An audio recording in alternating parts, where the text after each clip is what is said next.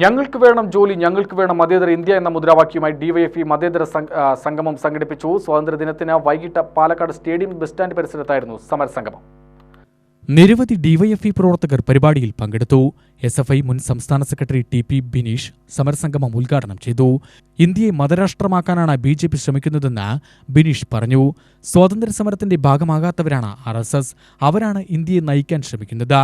ഇന്ത്യയുടെ ഭാവിക്കായി എല്ലാവരും കൂട്ടായി പരിശ്രമിക്കണമെന്നും യുവതിയുടെ ഭാവിക്കായി പ്രവർത്തിക്കണമെന്നും ബിനീഷ് പറഞ്ഞു. വർഗീയവാദിയും മതവിശ്വാസിയും തമ്മിലുള്ള വ്യത്യാസമെന്താണ്? വർഗീയവാദി ഒരിക്കലും മതത്തിൽ വിശ്വസിക്കുന്നേ മതത്തിന്റെ വിശ്വാസ പ്രമാണങ്ങൾ തന്റെ രാഷ്ട്രീയ ആവശ്യങ്ങൾക്ക് വേണ്ടി ഉപയോഗിക്കുന്നവനാരാണോ അവനെയാണ് നാം വർഗീയവാദി എന്ന് വിളിക്കുന്നത്. RSS എന്ന് പറയുന്ന പ്രസ്ഥാനം ഹിന്ദുവിന്റെ വിശ്വാസ പ്രമാണങ്ങളെ തന്റെ രാഷ്ട്രീയ ആവശ്യങ്ങൾക്ക് വേണ്ടി ഉപയോഗിക്കുക. നേരെ മറിച്ചൊരു മതവിശ്വാസി അവന്റെ വിശ്വാസ പ്രമാണങ്ങളെ മുറുകെ പിടിച്ച് അവൻ ജീവിക്കും. അതാണ് ഒരു മതവിശ്വാസി. ഈ മതവിശ്വാസിയും വർഗീയവാദിയും തമ്മിലുള്ള വളരെ കൃത്യമായിട്ടുള്ള വ്യത്യാസം ഇന്ത്യയുടെ സ്വാതന്ത്ര്യ സമരകാലത്ത് തന്നെ നമ്മൾ കണ്ടു.